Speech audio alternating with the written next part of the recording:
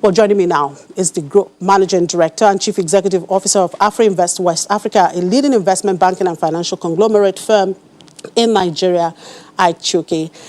Good morning, Mr. Chioke. Thank you very much for joining us on the program. Good morning, Chimeze. It's a pleasure to be here. You're welcome. Well, first it was Vision 2020, and then we have the Economic Recovery Growth Plan, and now it's Vision 2015. What's your take on these? I think the most important thing about any plan is your commitment and willingness to actually execute. I think the very first economic plan I remember was the Vision 2010, which was done by General Abacha. I believe there was something like in 1996. So it was a 14-year plan. It had really grand ambitions for Nigeria. Subsequently, in 2009, if you recall, President Yaradua did a Vision 2020. That was 11 years away. And here we are now in 2020, and none of those two plans have come to fruition. You will recall that this government launched the Economic Recovery and Growth Plan in 2017 on the back of the economic recession we saw in 2016. Not very much was achieved out of the ERGP, but now we are in 2020 and we've sort of kicked the goalpost away further to 2050. So it's all very nice and good to talk about the Nigerian agenda for 2050. I think the key thing here is to really focus on how you actually begin to implement some of these noble plans. And if you go back to even the very first one, that is in my own memory, of 2010, some of the objectives there are still laudable. And that one is even sufficient and quite relevant in Nigeria today. Now, you've talked about implementation, which is a key issue in any policy that is being made by any government. Well, talking about steps the government would really or naturally take towards implementing some of these visions. We've seen the present administration inaugurating what it called the Vision 2050 committee, which is to be chaired by Mr. Atedo Peterside and, of course, the Finance Minister Zainab Ahmed as co-chairperson. What changes do you hope, to see in this seeing the economy, short to medium term? The key, the most important thing I heard about that Nigeria Agenda 2050 is how to try and lift 100 million Nigerians out of poverty within a very short period of time. In order to do that, that means that the impetus of this plan must focus on the youth, because really these are the people that hold the key to growth in the future. Biggest problem facing the Nigeria economy today is where do you find growth? In a world of declining resources, in a world where oil is becoming less and less relevant, and that's the mainstay of our economy, in a world where a lot of the other countries, major economies of the world are also suffering as a result of COVID-19. How do you find growth? How do you revive this economy? So the focus of this plan must really be something that is targeted at the youth. And if the chairperson, Atedo Peterside, and the Minister of Finance, if they would organize themselves to kind of think, what can we do for the Nigerian youth today? My humble opinion is that you need to focus on education, you need to focus on technology, and you need to focus on healthcare. Because if you can uplift the quality of the human capital, then you actually have the resources in the future that can begin to transform this economy.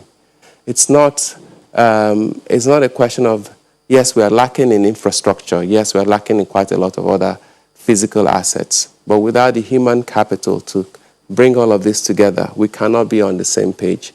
And I have to say that perhaps in a world of rapid flow of information, people can notice a situation in Kaduna and in 5 seconds is all over the world. I think the issue of social justice needs to be dealt with so that people have a sense of ownership and harmony with the entity called Nigeria. And so we must kind of think of how do we bring everyone together so we're all on the same page and understand that we all have the same problem to solve. Whether you're from Maiduguri or you're from Enugu or from Kaduna or from Lagos, we all have to sort of have the same view to tackle the same problem. And if we don't get that together, then it becomes quite difficult to organize people to be able to achieve the most noble objectives, no matter how beautiful that plan is. So I think that, wrap up, the plan must focus on the youth, and the plan must focus on education, supported with technology and also the health, so that we can have the right quality of human capital that can lift this country out of poverty. Right, let's look at the economy broadly. Now, the country is definitely not in the best of times, as there are so many issues to consider from the macroeconomic landscape perspective. What is your broad-based assessment of the Nigerian macroeconomic terrain amid this COVID-19 pandemic? Well, it's a tough time.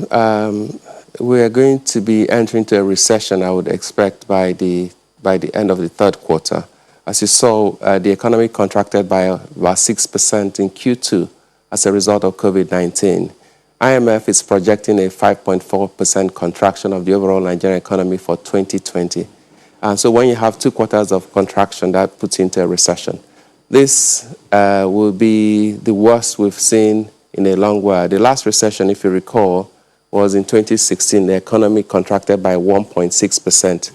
So a contraction of 5.4% is more than 3 times the effect we felt in 2016, which was pretty bad. But if you translate that into numbers, inflation is now approaching 13%, but food inflation itself is above 15%. That means for the average Nigerian, the cost of food has been rampaging up, and that makes it more difficult. When you look at things like unemployment, we're now sort of about 23, 24%. But if you actually look closer to youth unemployment, we're closer to 34%. When you now unpeel that data, you're looking at something like 15 million people that have gone out of employment since COVID-19 began. So that's quite serious. So there's a lot of suffering in the country. And then how do you revive this when oil prices have gone down and the world is trying to move to renewable energy, electric cars, and yet our whole political economy is still tied to oil?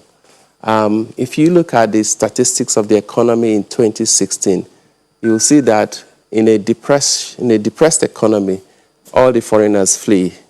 So we had a very low foreign direct investment level in 2016. But importantly, the foreign portfolio investment, which has often been used to prop up the economy, also disappeared. So that means, therefore, that we need to kind of look inwards to understand how to resolve ourselves out of this situation.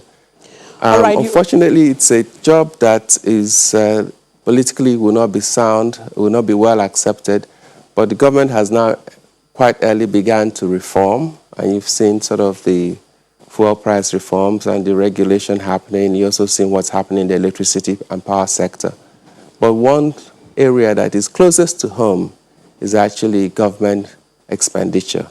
If you look at our budget, over 75% of our budget is spent on recurrent expenditure. If you think about a budget of 10.5 trillion naira, and most of it is being used to service maybe 3 or 4 million civil servants in the federal system, that tells you that's a misallocation of funding. So I think to be able to free capital up in order to find it and put it in more productive uses to resuscitate this economy, you have to find a way to achieve some cost savings in government. But that has to be borne equally. The political leaders need to show their own commitment in doing that by also deciding that, okay, this is where we're going to cut our own expenditure, before coming to the citizenry and saying, look, we all want everyone to tighten their belts. You've seen a proliferation of taxes coming on, taxing businesses in a depressed economy. That's even more like kicking a dog and calling it a bad name, because many companies are suffering. They have not actually earned the income to pay those taxes. This is actually the time to reflate the economy. I know there has been some effort in terms of fiscal stimulus. There's 500 billion naira that's been, announced. How that has been fully applied in the economy is still trickling down. But 500 billion naira is really 0.5% of GDP. So it's not significant when you compare to South Africa, where their own fiscal stimulus was about nearly 7% of GDP. So there's a lot of work to be done. The economy is in a difficult state, and there's limited resources available. So one has to be creative, but the most important thing, you have to look first at yourself at home. Where can I save money? Where can I cut costs? And then use that additional cash to deploy into areas that can create growth in the future.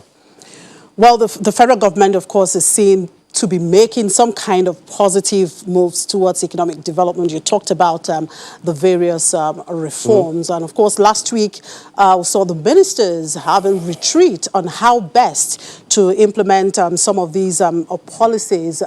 You noted that implementation, of course, is very key. Now, how much of impact do you think this will have? Do you see that sincerity on the side of government towards doing the right thing? Do you see that willpower? Because it's one thing to make policies, it's another to have the political will to implement those policies.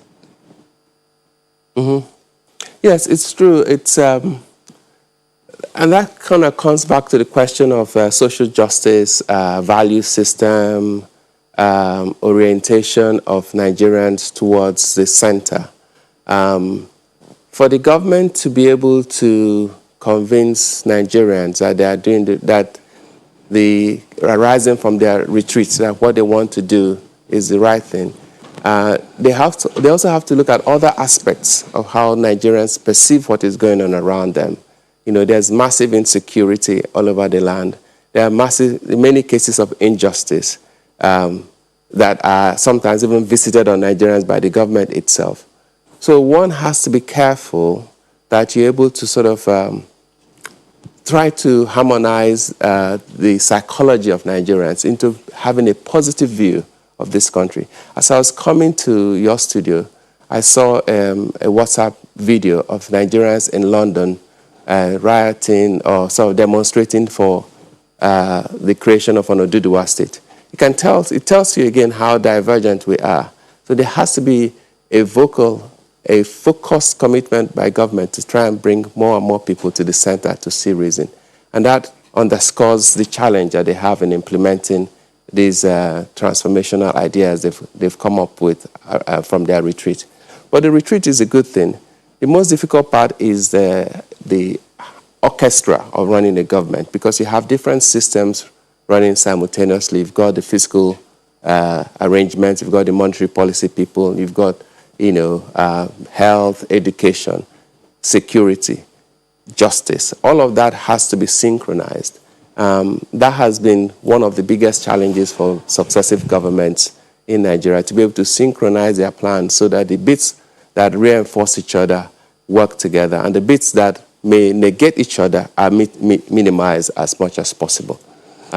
Because if you then do that, then it is quite possible that with capacity of what you have in Nigeria, the people here, the talent, the education, that we definitely have the ability to, get ourselves out of this mess.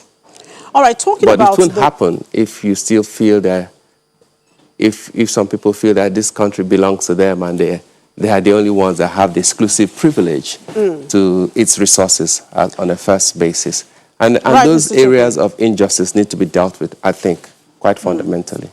All right, Mr. Chioke, talking about the vision, the new vision 2015, the aim, of course, is to bring 100 million of Nigerians out of poverty. AfriInvest is one of the firms that have contributed to macroeconomic discourse over the years, especially as it relates to some of these reforms that we are currently seeing in the electricity and the petroleum sector. What are your perspective of this current reforms? A lot of people feel it's ill-timed, as some have argued. Should we have waited some more? We've always been writing about these reforms. So for as long as I can remember, I think for the last 5 years, we've published several reports. There's one titled Reform or Be Relegated. Another one we did was Beyond the Precipice, Pulling Back from the Brink. The calm before the storm. We've said it time and time again that we need, as a country, to be proactive in reforming. Unfortunately, those words fell on deaf ears. Now we're being forced by the Bretton Woods Institute to reform. We've sort of hit the wall because we've run out of cash, and we have to go borrowing from overseas. And to do that, they then put some conditions to those borrowings. Then we're then forced now to then do too much, in my view, all at the same time. If you think of you're doing the petroleum reforms in the downstream sector so the prices can move, which is right, but then you also are doing that at the same time with the electricity reform so the prices are now going to be more cost reflective. And we're also going to be introducing additional reforms in other sectors of the economy. Yes, it's great, and one could say, given the crisis we are facing, this is the best time to actually pull all those things in. But we could also come into a situation where you can shock the economy, and we go into a long period of stagnation before we come out of growth. Because the key thing out of all of this is, where do you find the growth? It's all very well to do the reforms, but how do we get additional resources to invest in the places that can give us growth? And I think that the biggest asset in Nigeria is the people. And the most valuable of that is the young people who need to be educated and who need to be healthy. So how do we get resources to deploy into education and get these guys to be technologically savvy so they can become the human capital of the world? Nigeria has a huge opportunity today with all the remote working arrangements we've all introduced to set up a massive center for business process outsourcing so that Nigerians can sit here in this country and be working for many global companies around the world. And the way to do that is simple. Telecommunications, we already have it. We can do more. Get fiber across all the major city centers in the country. Get people to be properly trained as software programmers. We train a lot of lawyers and accountants. From here, they can start earning salaries while working for companies abroad. Right. We can certainly do that. We can do a whole lot more in attracting foreign direct investment. For far too long, we've sort of paid lip service to it. Once upon a time, this country would do easily $7 to $10 billion of foreign direct investment. In the last 5 years, we've averaged about $1 billion or less. This year to date, we're at $340 million of FDI. All right, what Mr. we've done, Chioke, on the other hand, is to use foreign portfolio investment, which are people investing in our capital markets, to prop up the foreign exchange environment. That is not healthy, because these guys come in for a good time. When times are difficult, they will disappear. Wow. And that's the challenge we're faced with today. Yes, I wish we have more time to dwell on these issues. But keywords there: education, technology, health, are very important to push this economy forward. Yeah. Thank you very much for your time. Ike Chioke is the Chief Executive Officer of Afri Invest West Africa. Thank you very much for your time. Thank you very much.